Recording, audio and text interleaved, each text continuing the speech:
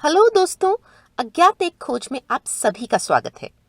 यह चैनल हमारे जैसे जिज्ञासु व्यक्तियों के लिए है जो स्वयं की तलाश में अपने धर्म से जुड़ना चाहते हैं और हमारे प्राचीन ग्रंथों से जुड़ी सच्ची अज्ञात कहानियों और तथ्यों को पढ़ना, सुनना और उस पर चर्चा करना चाहते हैं। आज के तथ्य में हम देखते हैं माँ नर्मदा की कहानी, उन्हीं की जुबानी।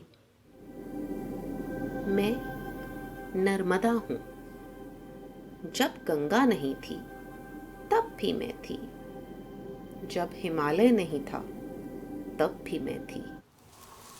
मेरे किनारों पर नागर सभ्यता का विकास नहीं हुआ। मेरे दोनों किनारों पर तो दंडकारण्य के घने जंगलों की भरमार थी। इसी के कारण आर्य मुझ तक नहीं पहुंच सके। मैं अनेक वर्षों तक आर्यव्रत की सीमा रेखा बनी रही। उन दिनों मेरे तट पर उत्तरापथ समाप्त होता था और दक्षिणापथ शुरू होता था।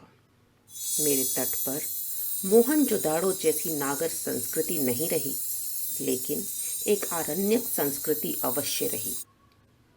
मेरे तटवर्ती वनों में मार्कंडेय, कपिल, भृगु, जमदाग्नि आदि अनेक ऋषियों के आश्रम रहे। यहाँ की यज्ञ वेदियों का धुआं आकाश में मंडराता था। ऋषियों का कहना था कि तपस्या तो बस नर्मदा तट पर ही करनी चाहिए।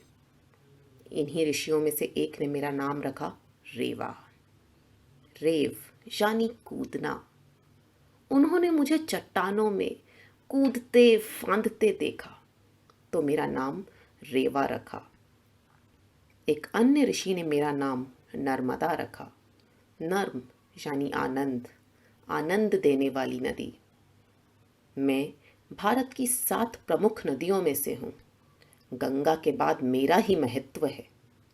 पुराणों में मुझ पर जितना लिखा गया है उतना और किसी नदी पर नहीं। स्कंद पुराण का रेवा कांड तो पूरा का पूरा मुझको ही अर्पित है। पुराण कहते हैं कि जो पुण्य गंगा में नहाने से मिलता है वह मेरे दर्शन मात्र से ही मिल जाता है। मेरा जन्म अमरकंटक में हुआ। मैं पश्चिम की ओर बहती हूँ। मेरा प्रवाह आधार चट्टानी भूमि है। मेरे तट पर आदम जातियाँ निवास करती हैं। जीवन में मैंने सदा कड़ा संघर्ष किया।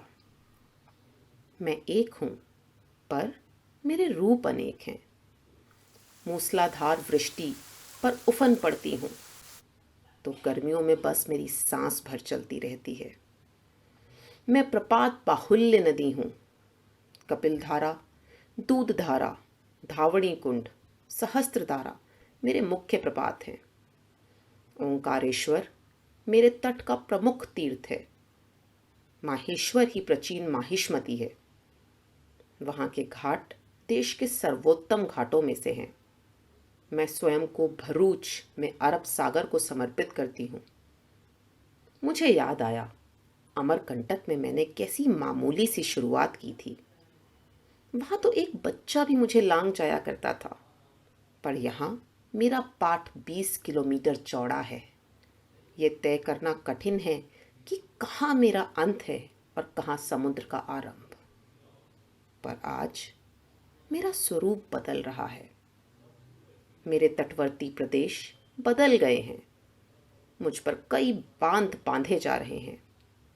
मेरे लिए यह कष्टप्रद तो है, पर जब अकालग्रस्त भूखे प्यासे लोगों को, पानी, चारे के लिए तड़पते पशुओं को, बंजर पड़े खेतों को देखती हूँ तो मेरा मन रो पड़ता है।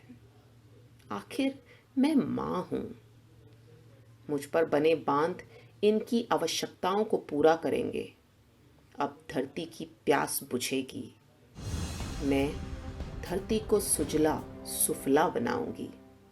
यह कार्य मुझे एक आंतरिक संतोष देता है।